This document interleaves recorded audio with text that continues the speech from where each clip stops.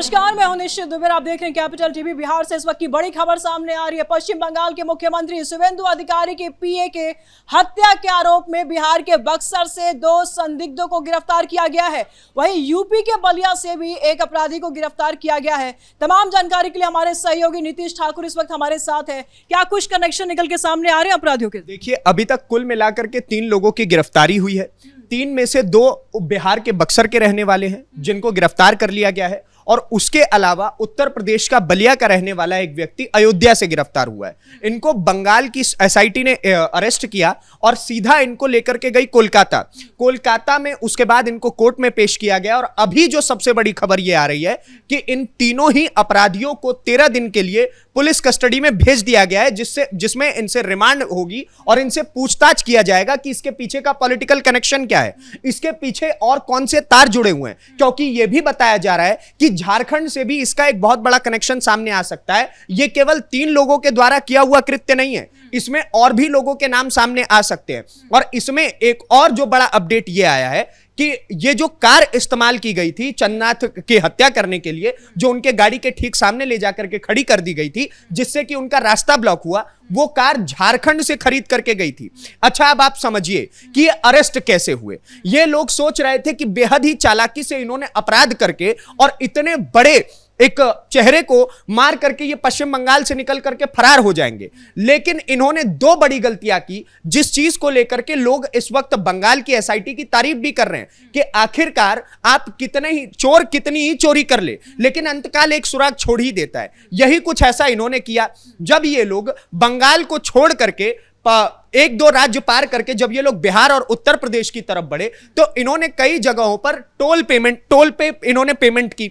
उसमें इन्होंने जो टोल टैक्स कटवाया, तो उसके थ्रू इनकी जानकारी मिली, और जो फर्जी नंबर प्लेट का कॉन्टैक्ट इन्होंने बनाया था, उसके थ्रू भी इन तीनों लोगों की जानकारी मिली थी, जिस वजह से इन लोगों को गिरफ्तार किया गया। अच्छा, अब गिरफ्तारी के बाद इनके ऊपर कई कड़े एक्शंस की भी बात चल रही है। भारतीय जनता पार्टी के कई नेता जो हैं, जो पश्चिम बंगाल के नेता है, उन्होंने कहा है कि आखिरकार अब हमें आज के समय पर पुलिस के ऊपर भरोसा है, एसआईटी के ऊपर भरोसा है। इसमें बताया जा रहा है कि कई एजेंसियां साथ मिलकर के काम कर रही है, जैसे कि एसआईटी, एसटीएफ और सीआईडी। ये तीनों ही एजेंसीज मिलकर के एक साथ मिलकर के काम कर रही है, और चन्नाथ रथ की जो हत्या की गई उसके पीछे के कारण निकालने का प्रयास कर रही है। कहीं इसमें कोई बहुत बड़ा पॉलिटिकल इन्वॉल्वमेंट तो नहीं है, कहीं ये इस वजह से तो नहीं करवाया गया था कि चुनाव के बाद वायलेंस और ज्यादा क्रिएट हो पाए। इन सारी चीजों को लेकर के बहुत सारे तार जोड़ करके अब इनसे 13 दिन की रिमांड में कई सारे सवाल किए जाएंगे और कई सारी चीजें और निकल करके सामने आएंगी। जब ये हत्या हुई थी नीतीश, तो अभिषेक बनर्जी को लेकर के बड़ा आरोप लगाया जा रहा था। टीएमसी पर आरोप लग रहे थे कि ये टीएमसी के द्वारा करवाई गई है। अर्जुन सिंह तो साफ तौर पर यह कह रहे थे कि अभिषेक बनर्जी का बड़ा हाथ है अपराधियों के साथ में। देखिए, अभिषेक बनर्जी का अगर आप बैकग्राउंड लेकर के चलिएगा, तो अगर आप बंगाल की सड़कों पे घूमते हैं तो आपको मालूम पड़ जाता है कि उनके बारे में लोग किस परिप्रेक्ष्य में सोचते हैं। और यही कारण है कि भारतीय जनता पार्टी ने भी लगातार बार-बार उनके ऊपर आरोप लगाए, और कई बार तो अभिषेक बनर्जी ने खुद खुले मंचों से भारतीय जनता पार्टी के बड़े-बड़े नेताओं को धमकी दी थी। तो यह तो कहा जा सकता है कि कहीं ये बदले का ही तो एक कारण नहीं है। हालांकि इन सारी चीजों को लेकर के कि इसमें अभिषेक बनर्जी की इन्वॉल्वमेंट है कि नहीं, क्या इसमें ममता बनर्जी की भी इन्वॉल्वमेंट है, क्या ये टीएमसी के कहने पर हुई, क्या इसके पीछे और भी कोई कारण है, कहीं चंद्रनाथ रथ की जो कोई पर्सनल दुश्मनी के कारण तो ये सब कुछ नहीं हुआ है। इन सारे एंगल्स पे लगातार जांच चल रही है और पता करने का प्रयास किया जा रहा है कि आखिरकार ये हत्या हुई क्यों।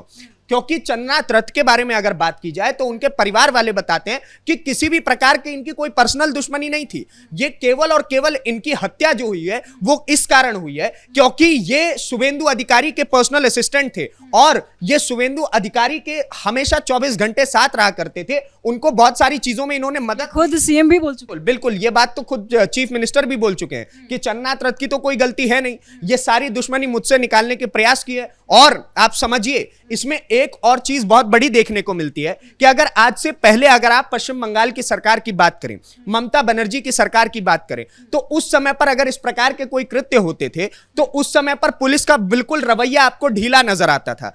कोई अरेस्ट नहीं हो रहा है, किसी प्रकार के कोई अपडेट्स नहीं आ रहे हैं। आरजीकर कांड ही ले लीजिए, आरजीकर कांड तो सबसे बड़ा एग्जाम्पल है इस तरीके के पुलिस की चीजों का।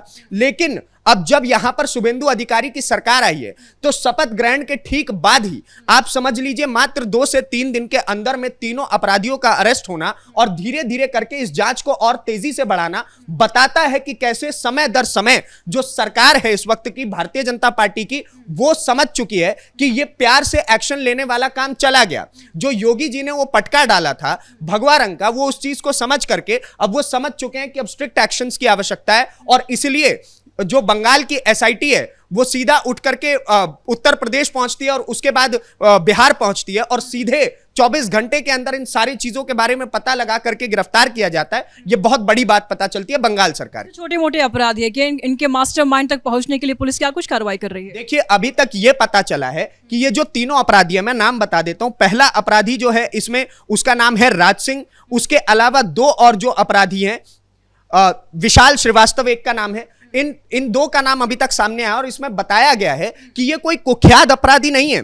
इन्होंने पहले इनका कोई बड़ा आपराधिक बैकग्राउंड नहीं रहा है, ये किसी बड़े गैंग से जुड़े हुए लोग नहीं है। इनको पर्सनली बताया जा रहा है, जो प्राइम फेसी जो लग रहा है उसमें ऐसा लग रहा है कि इनको पर्सनली कहीं ना कहीं बुला करके एक छोटा कॉन्ट्रैक्ट दे करके बोला गया होगा कि तुम्हें केवल इसकी हत्या करनी है और उसके बाद ये लोग उठ करके निकल भी गए। इन्होंने कोई बैकग्राउंड चेक नहीं किया जैसे आमतौर पर स्पेशलिस्ट क्रिमिनल्स करते हैं। इन सारी चीजों के बारे में पता लगाने का इन्होंने प्रयास नहीं किया और उसके बाद ये हत्या करके आ गए, जिसके बाद अब इनको अरेस्ट किया गया है। बताया जा रहा है कि इसके पीछे कहीं ना कहीं कोई बहुत बड़ा व्यक्ति हो सकता है जिसके शय पर और जिसके कहने पर ये सारी चीजें की गई हो और अब इसको लेकर के लगातार अपडेट्स आएंगे। आने वाले 13 दिनों के अंदर और भी बहुत कुछ पता चलेगा क्योंकि 13 दिनों के लिए इनको पुलिस कस्टडी में भेजा गया और उसमें सारी चीजें धीरे धीरे करके पता लगाई जाएंगी कि आखिरकार किसके कहने पर ये चीजें हुई, आखिरकार इसके पीछे कोई था कि नहीं था, क्या ये कोई पर्सनल दुश्मनी का कांड है, क्या इसमें पॉलिटिकल इन्वॉल्वमेंट है। इन सारे सवालों के जवाब इन 13 दिनों के भीतर हमारे पास आ सकते हैं।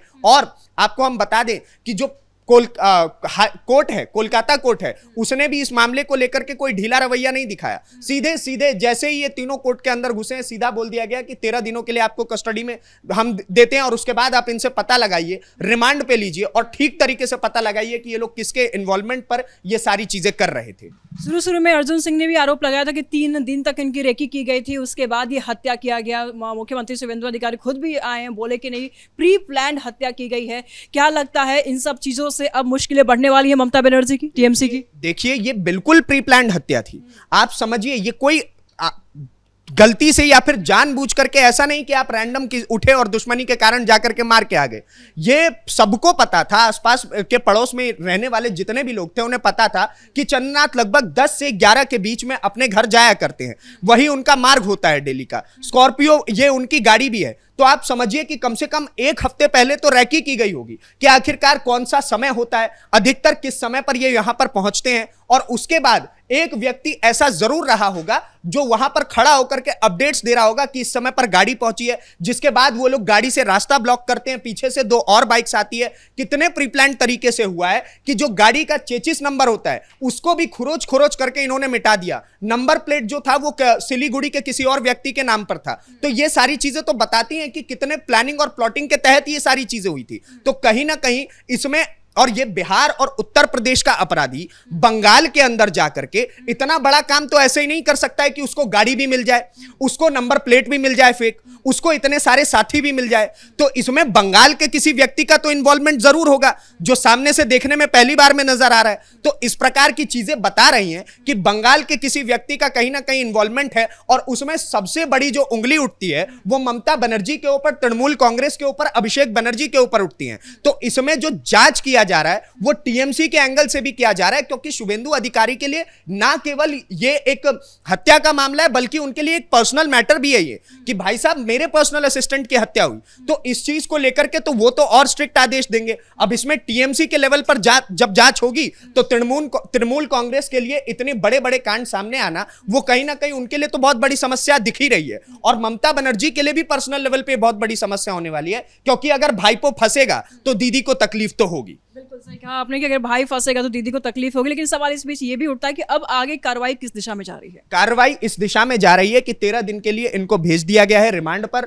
ठीक तरीके से इनका रिमांड होगा। जो उत्तर प्रदेश में जिस स्तर पर रिमांड होता है उसी स्तर पर यहां पे भी रिमांड होगा। इनसे सवाल किए जाएंगे। सीआईडी के लोग लगातार बातचीत कर रहे हैं, एसआईटी के लोग वहां पर लगातार बातचीत कर रहे हैं, सवाल पूछे जाएंगे, हर एक एंगल से जांच की जाएगी। 24 घंटे के अंदर अंदर हम ये जरूर कह सकते हैं कि बड़े अपडेट्स अभी आ सकते हैं 24 घंटे के अंदर कि ये क्या सोच करके ये सारी की सारी चीजें हुई थी, और जांच और ज्यादा गहन होती चली जा रही है, और इसमें 13 दिनों के अंदर हमें और भी कई गिरफ्तारियां देखने को मिल सकती हैं। शुक्रिया नीतीश तमाम जानकारियों के लिए। तो सीएम शुवेंदु अधिकारी के पीए के हत्या के आरोप में बक्सर से 2 लोगों को गिरफ्तार किया गया है, तो वही अयोध्या से भी एक संदिग्ध को गिरफ्तार किया गया है। फिलहाल अब पूछताछ होगी। पूछताछ में बड़े नामों के खुलासा होने के भी आसार नजर आ रहे हैं। फिलहाल कैमरा पर्सन अशोक भारद्वाज के साथ मैं निशु दुबे, कैपिटल टीवी बिहार।